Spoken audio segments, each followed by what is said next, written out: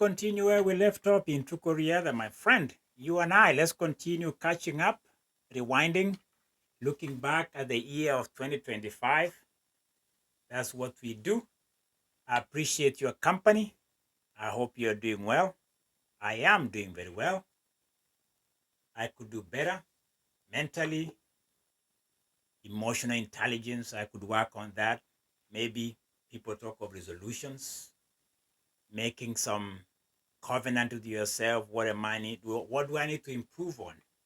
Maybe emotional intelligence, if you know what I'm talking about and you want to give me your comments on emotional intelligence. I usually take any suggestions. I struggle a little bit of finding that balance of not reacting. Instead, I should be grounded and not allow people to have authority over my emotions. That is a very hard one, isn't it? When you think about when we get hijacked, when we are reactionary, instead of being proactive and being grounded in your own soul, that can be a challenge and is a confession on my part. I need to work on that. Okay? That is something to share and being vulnerable to my audience of True Korea the donors on another episode where we are rewinding a little bit. Melissa-Jefferson Wooden, underrated, underprojected, underappreciated, just does her thing. She triples up in the World Championship and still she doesn't even get the Athlete of the Year. So was a name from the East to my own mention on this one. Yes, Melissa-Jefferson Wooden. I'll repeat that name again. Dominated this year. She was unbeaten in all the sprinting events. She started on the blocks and she won most of them. She even went to the wilderness with Michael Johnson in GST and she dominated against Gabby Thomas. That's a fact. 1071 in Philadelphia. She had an incredible season, superb season, incredible, unmatched. Then she goes home with her medals in the 100 meters in Tokyo, 200 and 4x1. And the world is like, who is Melissa-Jefferson Wooden? She's a great athlete.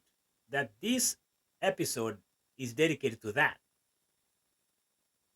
Because when you think about glamour, which always sells, that's why people like SML, Sydney McClogan Lavran, will always take the spotlight. Why? It's all about looks. That's a fact.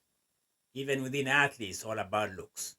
Who can be the face of track and field? SML is doing incredible work. Her PR is incredible. She's the face of track and field as far as some people are concerned. She doesn't have to do much. All she has to say is that I'm here and the cameras are chasing her. But when you talk of what you and I want to see, when you talk of consistency, when you talk of winning streak, when you talk of delivering on big stage, beating Julian Alfred in Eugene in a clash against the Olympiad, the gold medalist from Paris, it was hands down Melissa-Jefferson Wooden humbles Julian, who never recovers. And you know what happened in Tokyo? She was a shadow of herself. That's what Melissa did to her.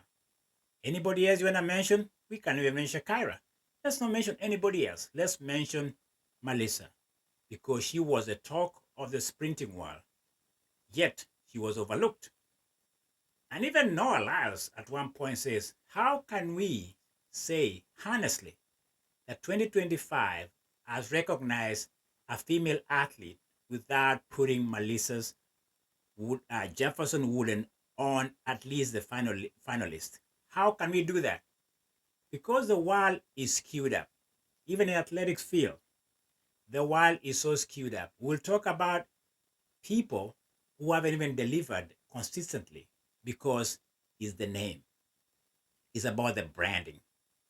It's about you can look all through the year and you can tell it's about some names. Even Noah Lyles at his best was not the best year he had, and he recognizes that. But on the women's side, Did SML really surpass Melissa-Jefferson Wooden in 100 meters, 200 4x1, and overall performance this year? Let's be honest here. Let's just put their results on our front page here and find out. Do they even have anything in common? They don't. But SML, Sidney McClogan, will always come ahead when it comes to PR, when it comes to glamour, when it comes to Hollywood star, when it comes to who has what it takes to be the billboard in track and field. She takes the cake. But when it comes to raw talent, raw performance, the organic way of doing things, nobody will equal what Melissa-Jefferson Wooden did this year. It's not here, it's not there, but it's here with me. In Tukuriada, I've always said, I'll always gravitate. I'll always go where it is, where it is popular or not. I'm not going for popularity contest here. I'm going for performance contest. And Melissa-Jefferson Wooden, from the wilderness with GST and empty-handed, no cash with Michael Johnson, to Tokyo, where she does it 3 times, medalist in her 100, 200, and the 4x1. She goes home, she's like, I did it. She can be proud that she did just that. And for that reason, she's a top performer for me in 2025. Hands down, not even debatable when it comes to what did you do for me on track. That's what she did. Look at it. It's all right in front of us. You can check. She did it all. Trilogy of performance. Melissa-Jefferson Wooden, top athlete 2025. Hands down, clap. That's it. All right? Another one is coming up before the end of the year. What do you think? Yes, it's about talent. It's about running 10.61. World championship record. 21.91. She did that in the 200. She was part of the incredible 4x1 team. What else could she have done? Nothing. She did what she was asked to do.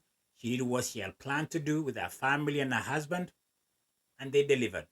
For that reason, we bow down. We bend the knee for one lady in the sprinting world, Melissa-Jefferson Wooden. Good night, everybody. What do you think?